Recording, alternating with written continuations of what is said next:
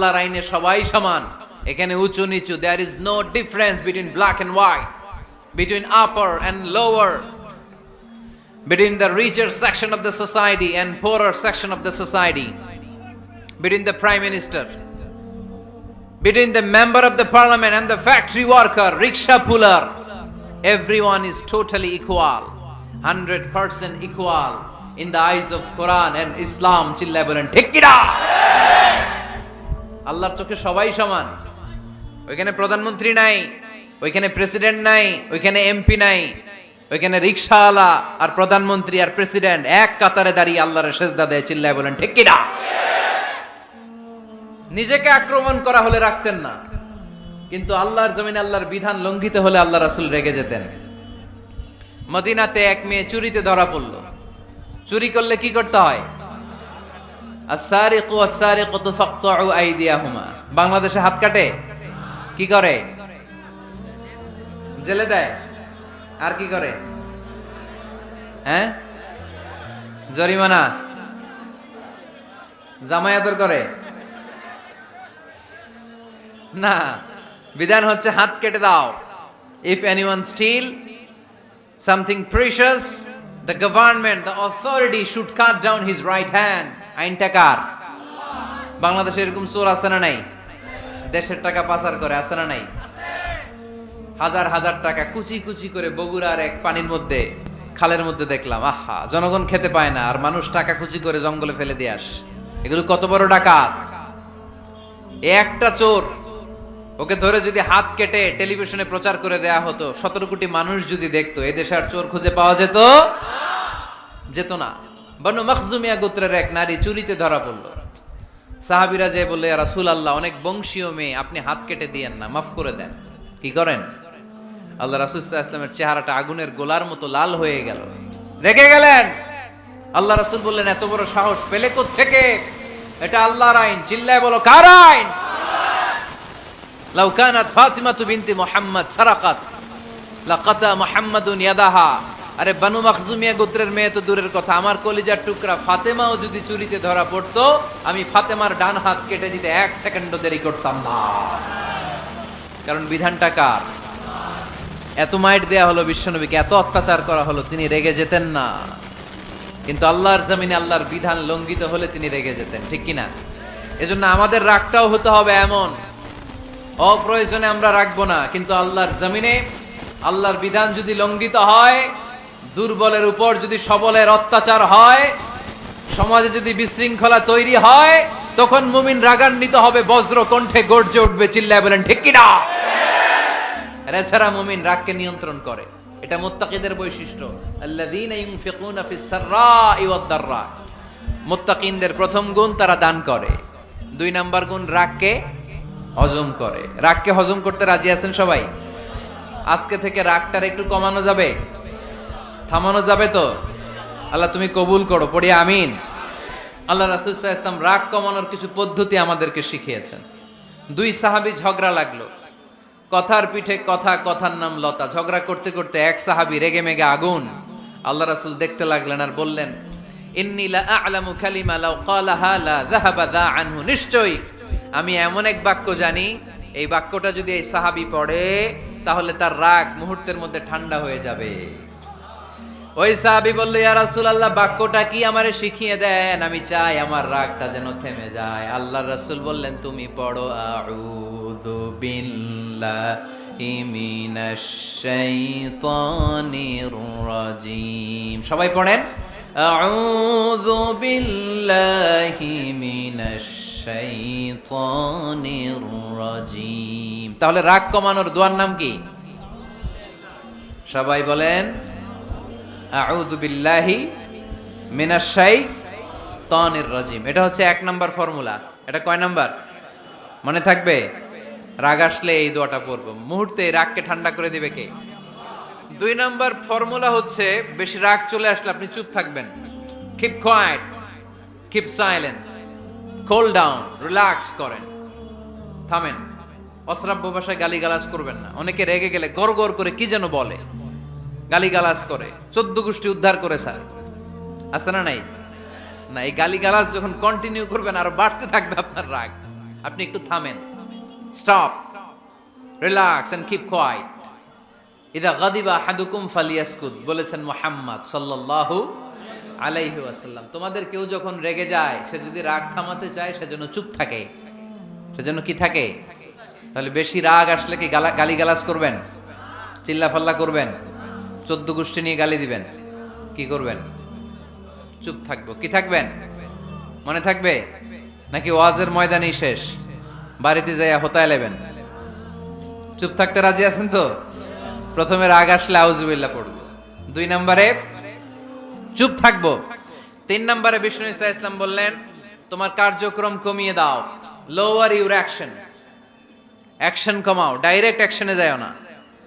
আমরা কি করি? রাগ আসলে ডাইরেক্ট অ্যাকশন, 1 তালাক, 2 তালাক, 3 তালাক, 22 তালাক, 100 তালাক, শাশুড়ির সুদা তালাক দিয়ে ফেলা আছে না নাই? কয় তোর মারে তালাক, তোর 14 গোষ্ঠী তালাক, বিয়ে করছে একটারে তালাক দিয়ে 14 গোষ্ঠীরে, এরকম ডাকাইতে আছে না নাই? আলহামদুলিল্লাহ কিশোরগঞ্জে এগুলা নাই।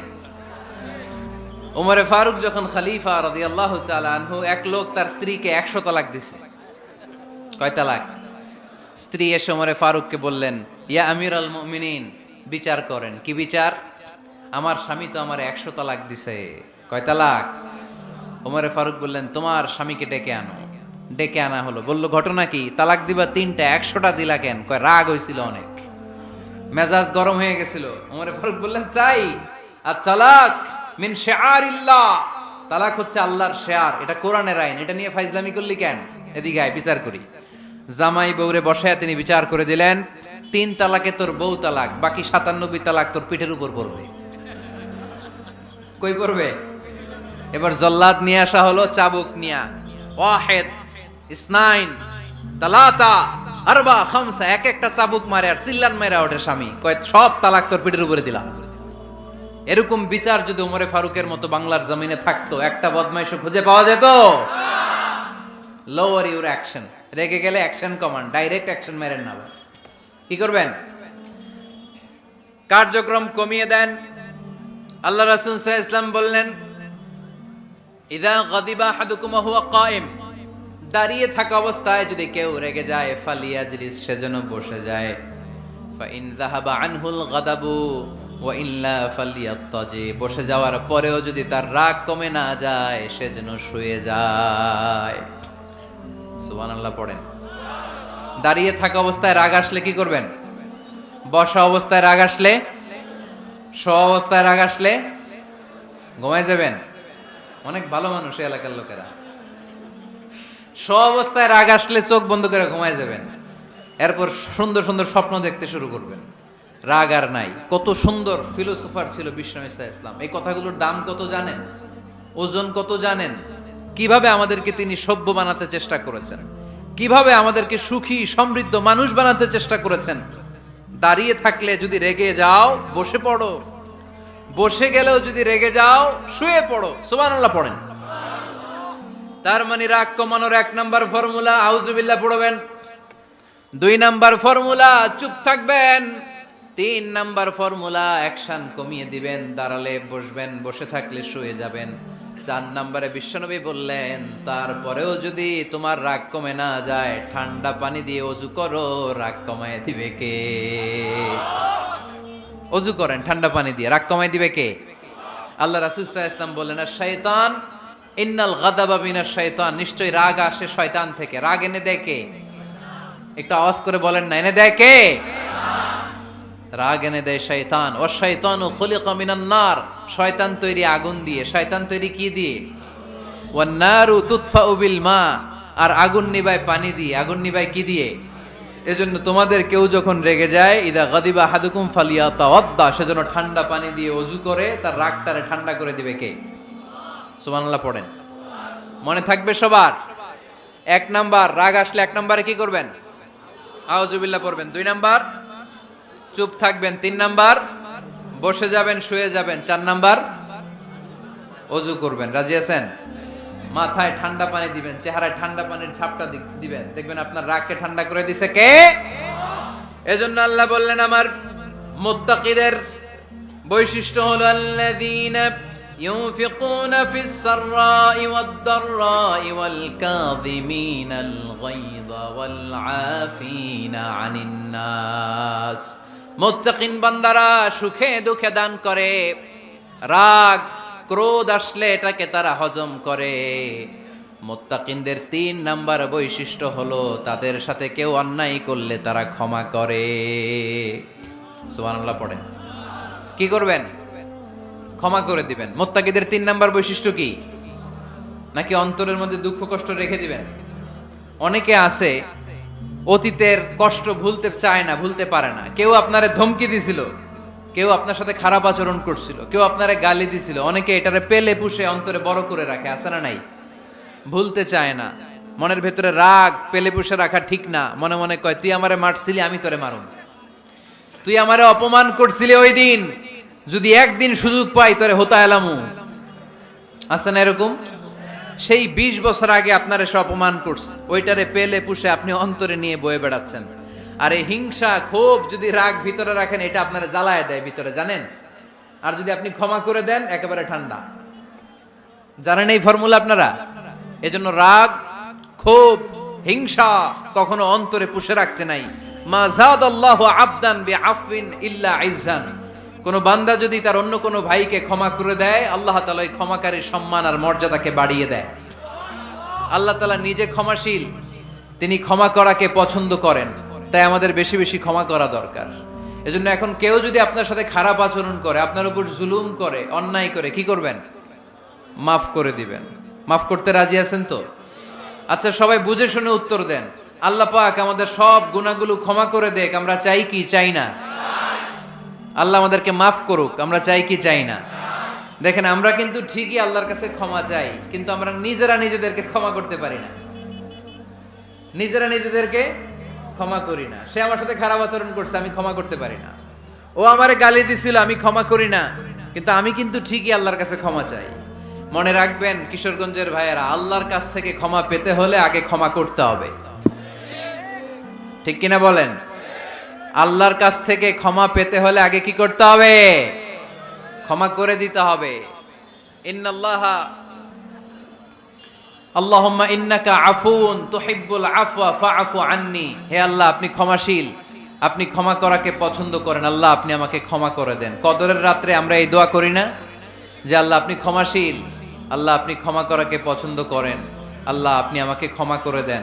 আল্লাহর কাছে আমরা ক্ষমা চাই, কিন্তু আমরা নিজেরা নিজেদেরকে ক্ষমা করতে পারি না। আপনি যদি মুত্তাকি হতে চান, আগে মানুষকে ক্ষমা করতে হবে। রাজি আছেন তো? আল্লাহ রাসূল সাল্লাল্লাহু আলাইহি ওয়াসাল্লাম যে কোনো পরিস্থিতিতে, যে কোনো অত্যাচারের বিপরীতে তিনি ক্ষমা করে দিতেন। সুবহানাল্লাহ পড়েন। আপনারা ওঠা বসা করতেছেন কেন? দোয়া করে দেই না? এখনই দোয়া হয়ে যাবে, বসেন। এখনই দোয়া করে দিচ্ছি। কষ্ট হচ্ছে আপনাদের? আমি জানি অনেক গাদাগাদি, না বললে তো হবে না। এখানে অনেক কষ্ট হচ্ছে আপনাদের। মুত্তাকিদের 5টা বৈশিষ্ট্যের কথা বলেছিলাম, কয়টা? 1 নম্বরে দান করে, 2 নম্বরে রাগকে কমায়, 3 নম্বরে কি করে দেয়?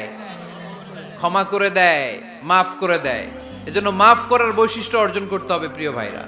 আমরা অনেকেই অন্যের ব্যাপারে অনেক তিক্ত অভিজ্ঞতা, আমারে গালি দিছিল, আমারে ঠকাইছিল, এগুলো ভুলতে পারি না। আছে না নাই? এগুলো ভুলে যান। ভুললে দেখবেন সব ঠান্ডা, হৃদয়টা ঠান্ডা। এবং এটা গবেষণায় প্রমাণিত হয়েছে, যারা অন্যকে ক্ষমা করে দেয় এদের রাতের ঘুম ভালো হয়। যারা অন্যকে ক্ষমা করে দেয় এরা স্বস্তিতে থাকে, এদের কোনো মেন্টাল স্ট্রেস থাকে না, এদের হার্ট অ্যাটাক হয় না, এরা স্ট্রোক করে না। আলহামদুলিল্লাহ পড়েন। আল্লাহ রাসূল সাল্লাল্লাহু আলাইহি সাল্লাম একটা ভরা মজলিসে বললেন, এখন এক সাহাবী এসে এখানে বসবে, এই সাহাবীটা জান্নাতি। সব সাহাবারা অবাক, না জানি তিনি কার কথা বললেন। সবাই দেখতে পেলেন ইন দ্য মিন টাইম এক আনসারী সাহাবী এসে এই জায়গাটাতে বসলো। তার কয়েকদিন পরে আরেকটা ভরা মজলিসে আল্লাহ রাসূল বললেন, এখন এই মাত্র এক সাহাবী এসে এখানে বসবে, এই সাহাবীটা জান্নাতি। ঠিক ওই দিনও ওই আনসারী সাহাবীটা এসে ওইখানে বসেছে। আবার কয়েকদিন পরে আল্লাহ রাসূল সাল্লাল্লাহু আলাইহি ওয়াসাল্লাম বললেন, এই মুহূর্তে এই মজলিসে এমন এক সাহাবী ঢুকবে, এই সাহাবীটা জান্নাতি। সবাই খেয়াল করে দেখলো, ওই যে আনসারী সাহাবীর কথা রাসূল সাল্লাল্লাহু আলাইহি ওয়াসাল্লাম আগে বলেছিলেন, ওই সাহাবী এসে ইন দ্য মিন টাইম ওই জায়গায় বসেছে। চিল্লায় পড়েন সুবহানাল্লাহ। সব সাহাবীরা অবাক হয়ে গেলেন, ঘটনা কি? কি এমন গোপন আমল করে এই সাহাবী, যে গোপন আমলের কারণে তিনটা ভরা মজলিসে বিশ্বনবী এই সাহাবীকে বললেন জান্নাতি। সাইয়েদনা আব্দুল্লাহ ইবনে আমর ইবনুল আস গোপন তথ্য বের করার জন্য এই সাহাবীর বাড়িতে চলে যেয়ে সাহাবীকে সালাম দিয়ে বললেন, ও আনসারী সাহাবী, আমার বাবার সাথে আমার ঝগড়া হয়েছে, আমি 3 দিনের জন্য তোমার বাড়িতে মেহমান হতে চাই। কয়দিনের জন্য? 3 দিন। ওই আনসারী সাহাবী বলল, আহলান ও সাহলান, খুশ আমদেদ, আপনি আমার মেহমান হবেন, এটা তো আমার সৌভাগ্য, আসেন থাকেন, এই ঘরে আমি থাকি, এই ঘরটা ফাঁকা, আপনি এখানে থাকেন। এবার আব্দুল্লাহ ইবনে আমর ইবনুল আস খেয়াল করলেন কোন গোপন আমল করে কিনা, কোন নেক আমল আছে কিনা এই সাহাবীর, যে কারণে 3বার বিশ্বনবী এই সাহাবীরে জান্নাতি বলেছে। 3 দিন টানা 3 দিন লক্ষ্য করার পরে সাইয়েদনা আব্দুল্লাহ ইবনে আমর ইবনুল আস এই সাহাবীর মধ্যে তেমন বিশেষ কোনো নেক আমল, গোপন আমল আর দেখতে পায় নাই। 3 দিন যখন শেষ, যাওয়ার পথে বলে, ভাই আসলে আমার আব্বার সাথে আমার তেমন কোনো ঝগড়া টগড়া হয় নাই, ঝগড়া টগড়া কিছু না, আমি বিশেষ একটা কারণে এসেছি। বিশ্বনবী তোমাকে জান্নাতি বলে ঘোষণা করেছে, আমি দেখার জন্য এসেছি যে তুমি কি আমল করো, কিন্তু আমি তো বিশেষ কোনো আমল দেখলাম না। নামাজের সময় নামাজ পড়ো, তাহাজ্জুদের সময় তাহাজ্জুদ পড়ো, কোরআন তেলাওয়াতের সময় কোরআন তেলাওয়াত করো, আমি যা ইবাদত করি তাই তো করো, বরং আমার চেয়ে আরো কম করো। কি এমন তোমার আমল যে আমলের কারণে বিশ্বনবী তোমারে জান্নাতি বলেছে? সাহাবীটাকে বলে, আব্দুল্লাহ, আমার জীবনে বিশেষ কোনো আমল নাই, এমন কোন আমল আমি আমার জীবনে করি নাই যে আমলের কারণে বিশ্বনবী আমারে জান্নাতি বলে ঘোষণা দিতে পারে। তবে হ্যাঁ, এমন একটি আমল আছে, প্রতি রাতে ওই আমলটা করে আমি বিছানায় ঘুমাতে যাই। প্রতি রাতে এশার নামাজের পরে আমি যখন আমার বিছানায় ঘুমাতে যাই, আমি আমার অন্তরে কারো ব্যাপারে কোনো ঘৃণা, কোনো ক্ষোভ আমার অন্তরে পুষে রাখি না। সুবহানাল্লাহ পড়ে। কোনো ক্ষোভ, কোনো ঘৃণা, কোনো হিংসা, কারো ব্যাপারে অহংকার, জেলাসি, এগুলো অন্তরে নিয়ে আমি ঘুমাই না। আমি যখন ঘুমাতে যাই, আমি সবাইরে ক্ষমা করে দিয়ে, মাফ করে দিয়ে ঘুমাতে চলে যাই। হয়তো এই আমলটা আল্লাহ তাআলার কাছে অত্যন্ত প্রিয় হতে পারে, এই কারণেই হয়তো বিশ্বনবী আমাকে জান্নাতি বলে ঘোষণা করেছে। চিল্লায় পড়তে হবে আল্লাহু আকবার। এজন্য রাতের বেলায় যখন বিছানায় যান, সব ভুলে যান। কে গালি দিছিল ভুলে যান, কে ঠকাইছিল ভুলে যান, কে অপমান করেছিল ভুলে যান, কার সাথে মারামারি হয়েছিল ভুলে যান। বিছানায় যাওয়ার আগে সবাইরে মাফ করে দিয়ে একটা প্রশান্ত আত্মা নিয়ে ঘুমাতে যান। ওই সাহাবীর মতো আপনারও জান্নাতি বানাবে কে? সুবহানাল্লাহ পড়ে। কয়টা গেল? আর বাকি কয়টা? চিল্লায় বলতে হবে কয়টা? 2 মিনিট সময় হবে আপনাদের শোনার, সবার সময় হবে। 4 নম্বর আল্লাহ বললেন, ওয়াল্লাযীনা ইযা ফাআলু ফাহিশাতান আও যালামু আনফুসাহুম যাকারুল্লাহা ফাস্তাগফিরু লিযুনুবিহিম। যদি তোমরা মুত্তাকি হতে চাও, মুত্তাকি বান্দার 4 নম্বর গুণ, তারা যদি কোনো অশ্লীল কাজ করে, পাপ করে, সাথে সাথে ক্ষমা চায় কার কাছে? যত পাপ আমরা করি না কেন, ক্ষমার দরজা আমাদের জন্য খোলা রেখেছে কে? সব সময় খেয়াল রাখবেন, কিশোরগঞ্জের যুবক ভাইয়েরা, পাপ হয়ে যেতে পারে, এটা ভেরি সিম্পল। তুমি মিথ্যা বলে ফেলেছো, খাদ্যে ভেজাল দিয়েছো, ওজনে কম দিয়েছো, পরকিয়া করেছো, অবৈধ দৈহিক সম্পর্ক করেছো, ব্লু ফিল্ম দেখেছো, নিজের উপর, নফসের উপর জুলুম করেছো, তারপরেও তোমার জন্য ক্ষমার দরজা খোলা রেখেছে কে? মনে রাখতে হবে, আমাদের পাপ যত বড় হোক, তার রহমতের দরিয়া তার চাইতেও বড়, ঠিক কিনা? আমাদের গুনাহ আর অন্যায় যদি হয় খালের পানির সমান, বিলের পানির সমান, আল্লাহর দয়া সাগরের পানির সমান। আমাদের অন্যায় আর পাপ যদি হয় পাহাড়ের সমান, আমার রবের দয়া আকাশের সমান, ঠিক কিনা? বিষ্ণু বলেছেন, কুল্লুকুম খাত্তাউন ওয়া খায়রুল খাত্তাইন আত-তাওয়াবুন। তোমরা সবাই পাপী। আমরা সবাই কি? আওয়াজ করে বলেন না, আমরা সবাই কি? আমরা যে পাপী, এটা বলতে আপনাদের লজ্জা লাগে? আমরা সবাই কি? শুধু কি পাপী? পাপীর ঘরের পাপী, 14 গোষ্ঠী পাপী।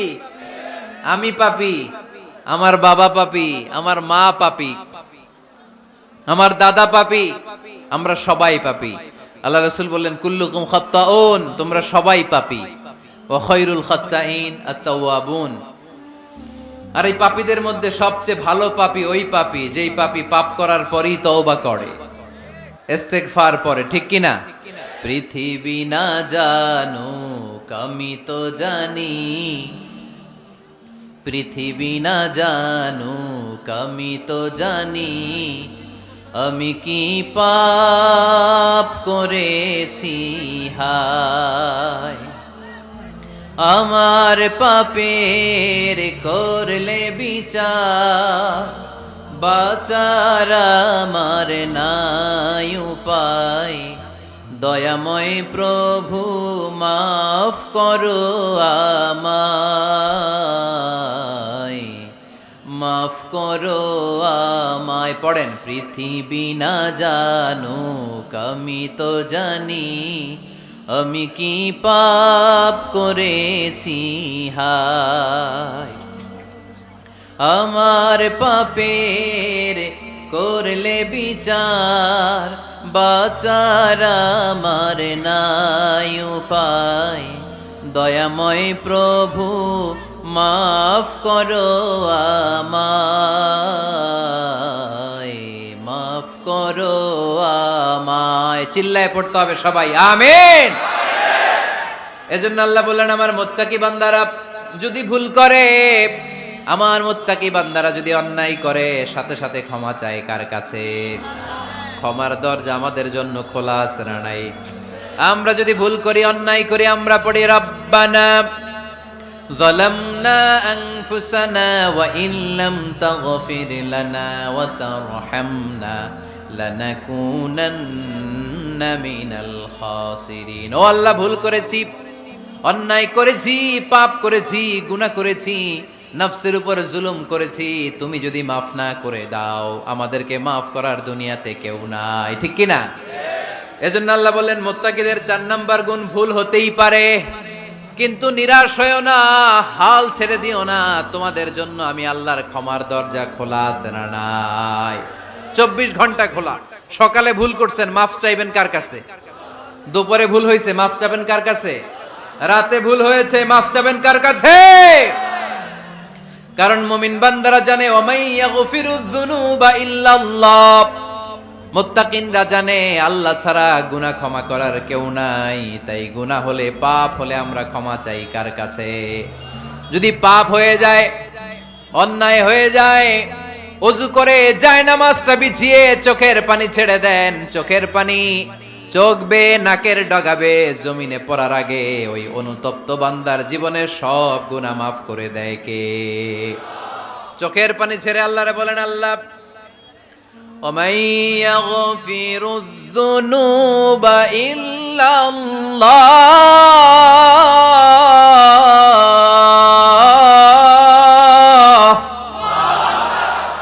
وَمَن يَغْفِرُ الذُّنُوبَ إِلَّا اللَّهُ।